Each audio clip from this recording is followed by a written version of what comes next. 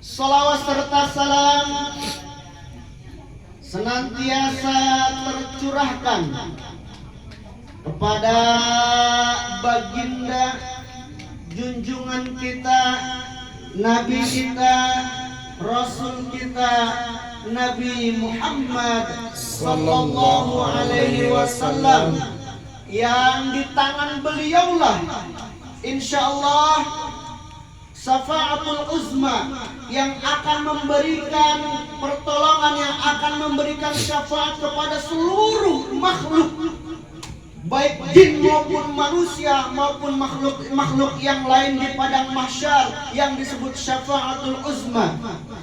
Di tangan beliaulah syafaat.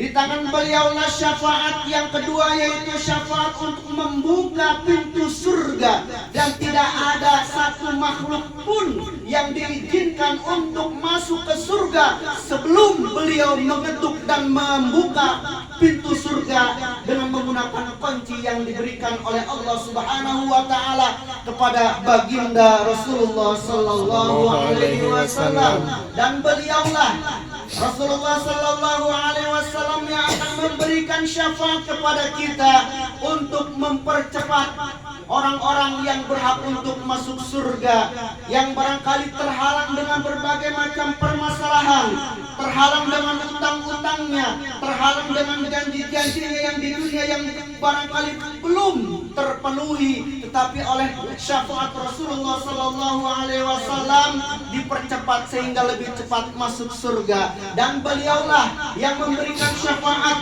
kepada umat manusia, kepada kita, dan beliaulah yang memberikan syafaat kepada orang-orang yang telah masuk neraka.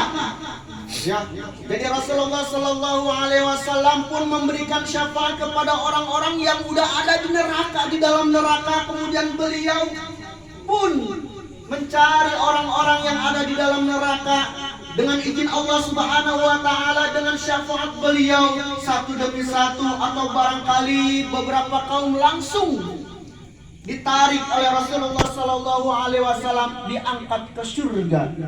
Jadi Rasulullah sallallahu alaihi wasallam punya 4 syafaat. Syafaat yang pertama syafaatul uzma, syafaat kepada seluruh makhluk. Jadi syafaat seluruh makhluk ini adalah syafaat ketika di padang mahsyar itu dalam keadaan genting dan gawat.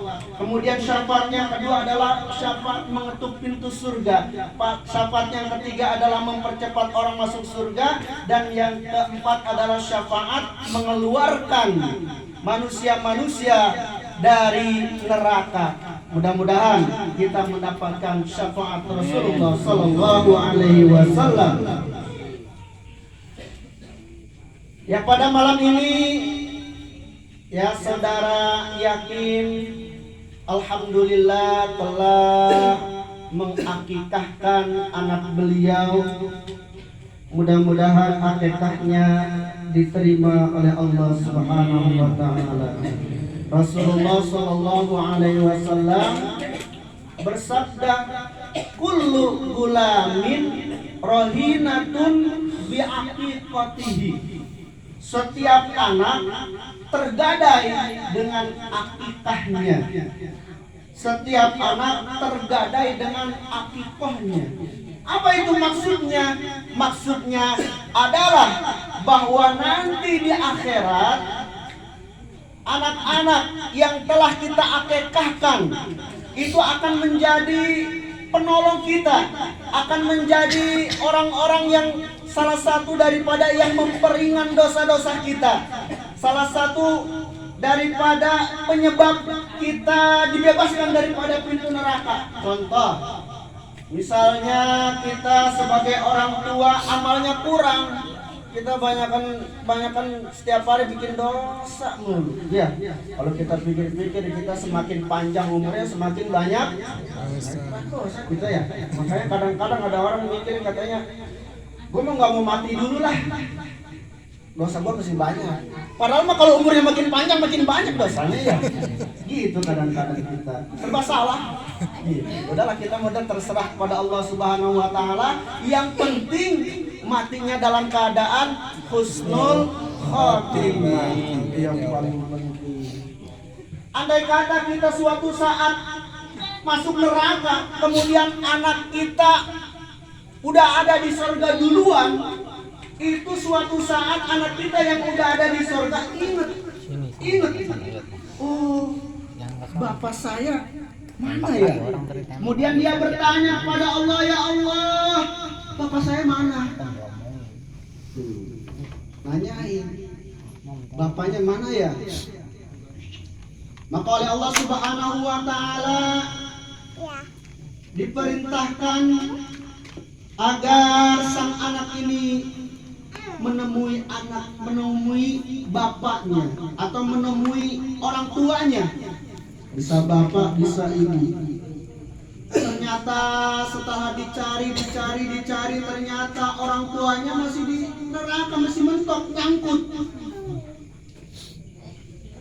Nah, dengan sebab daripada akikah ini Allah Subhanahu wa Ta'ala mengizinkan anak itu memberikan syafaat kepada bapaknya yang ada di neraka, maka diangkatlah. Maka Allah Subhanahu wa Ta'ala memberikan kepada anak itu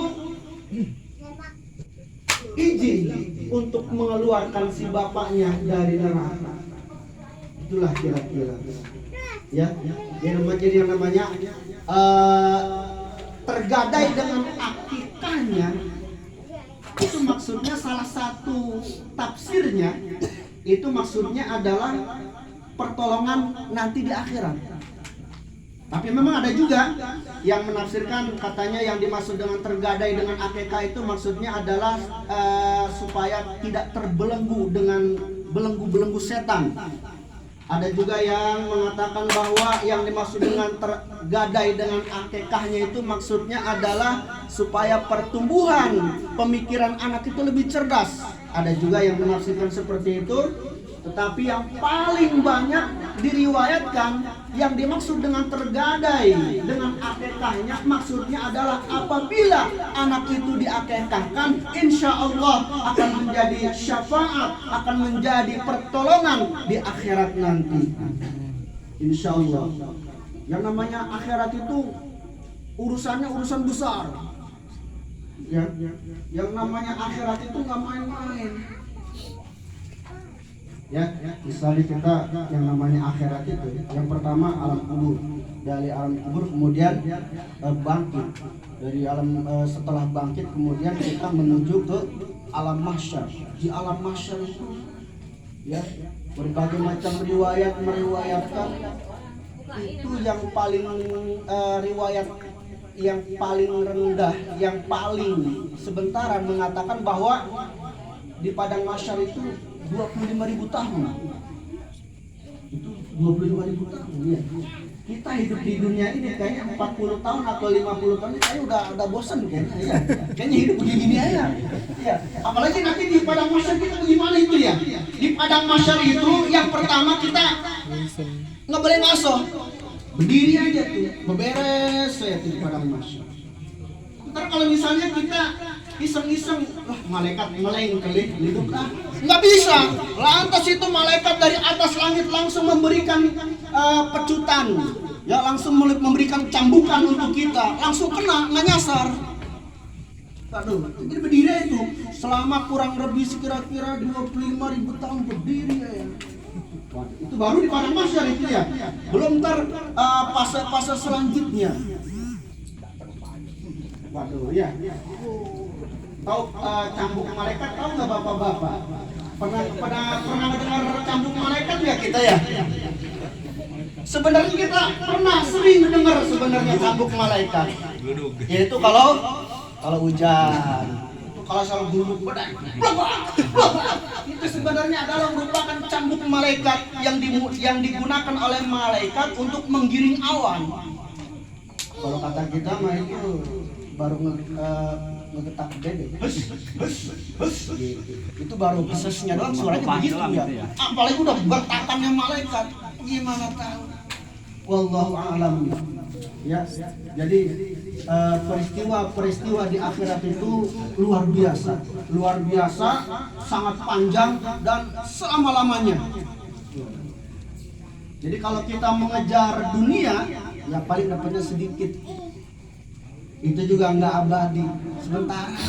Tapi kalau kita mengejar akhirat, sekalinya dapat banyak dan sekalinya banyak abadi selama-lamanya, nggak bakalan tua. Kalau kita misalnya masuk ke surga, ya, yang pertama nggak bakalan sakit-sakit kita nih. Itu kalau kita di surga nggak bakalan ada, ya. Di surga itu kita batuk-batuk atau misalnya positif corona nggak ada, nggak ada. Pokoknya di surga udah tinggal bersenang-senang aja udah. Ya, bersenang-senang, memain, kerjaan. Dan ada pikiran apa mau kerjaan, udah makan, minum, jalan-jalan. Makan, minum, jalan-jalan, kendaraannya itu bukan sembarangan kendaraan yang bisa terbang. Waduh. Kan odong-odong ya. Masa di surga kendaraannya kita realisasinya odong-odong ya. Jalannya pelan-pelan. Paling di surga mau kendaraan itu udah super canggih, udah nggak ada asapnya, canggih tapi nggak ada asapnya, dan juga tapi ada nyawanya. Kalau kendaraan di dunia secanggih-canggihnya kendaraan, itu nyawanya nggak ada.